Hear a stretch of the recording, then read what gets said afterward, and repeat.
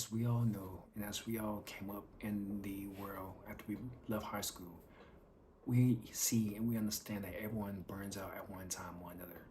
And in this video, I want to explain ways that you can also overcome this burnout to prevent you or to help you be able to work harder and better. Now, the unfortunate thing about life in general is the more valuable you are and the more reliable you are, the more people, your boss, your managers, peers, and associates, and people along those lines will put work on you because you're reliable, because they can trust you to do it. But there's also a handoff to that or a trade off. It's the fact that you can burn out and you will feel it, right?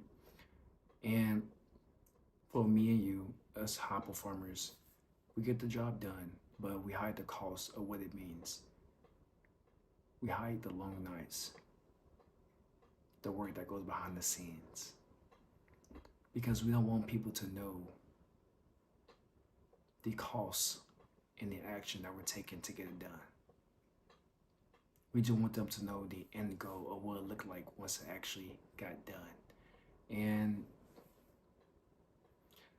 that can also be a dangerous place to be in because that wanting to have others not see the work that you have to put in to get it done can also be the same thing that will cause you to become depressed. Now, the thing that you can do, right, is make your workload visible. For myself, I usually try to have, I do it for myself as well, but also to make it visible, a tasker list as to what the things I have to get done on my taskers. And for me, I've tried to focus on one thing at a time, and then as that tasker is finished, I cross it out or I erase it, and I just put the next one on the board and I go to the next one. Because I understand that sometimes you have to let the other fires burn in order to accomplish more. Because at the end of the day, if you're doing multiple things at once, you're never going to finish one thing. But if you do one thing, finish that one thing, and then go to the next thing, being able to conquer each and every single little individual task up until you complete the bigger task, which is whatever that applies to. Now, something you can also say is maybe if your boss tries to give you more work and you want to delegate it or you want to show others or give it to a peer or something, right? You can say something along the lines of, I can explain the process, but I cannot continue on in this task.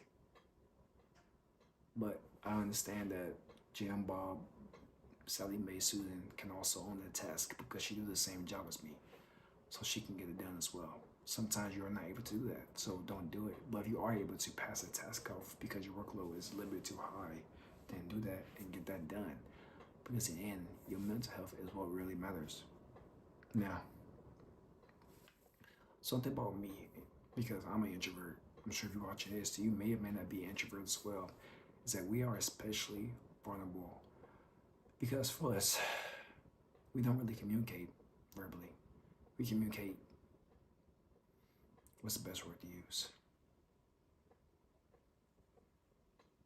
In a non-verbal way, right? Meaning that people can tell by our vibes, our attitudes, the way we are, if we aren't really feeling something, because we aren't our usual self. Now, essentially, to kind of summarize everything, learn how to pass things off or prioritize and delegate or focus on one thing at a time, one fire, check it off, and then go to the next one.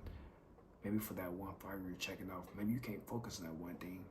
So if another task come up, if it's small enough, do that task and then finish it and then go back to the main one, the main task that you have to get done, and then go to the next task after that. And then you will realize over time as you progress and you learn more and you become better at working, right? Because we all work, but we don't understand how work is. Most of us correlate work with the hours you work. Work should be correlated with the amount of work that actually got done, right? You can go to work and just be on your phone on the computer, on the Excel, typing in numbers, right? But did you actually get stuff done? That's how work should be correlated, about how much work you got done and not how much hours you spent on the job. And hopefully this video can help you understand how to avoid that burnout and help you essentially improve your mental headspace. Thank you for listening.